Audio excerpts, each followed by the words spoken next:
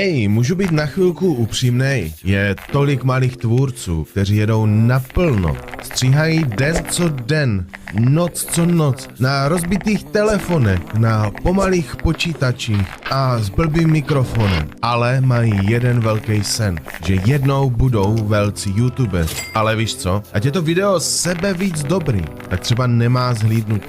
A většinu lidí, většinu malých tvůrců to odradí. Kámo, když narazíš na video malýho tvůrce, dej mu aspoň like, nebo pokud můžeš i odběr. Vůbec nemáš tušení, jak moc to pro něj znamená. Tolik malých tvůrců to vzdá. A ne proto, že by nebyli dobří, ale protože nikoho nezajímali. A všem malým tvůrcům, co tohle slyší, použijte tenhle zvuk. Pomozme si navzájem dostat se na tisíce odběratelů, protože vy si to zasloužíte. Zasloužíte si tu šanci být velcí youtubeři.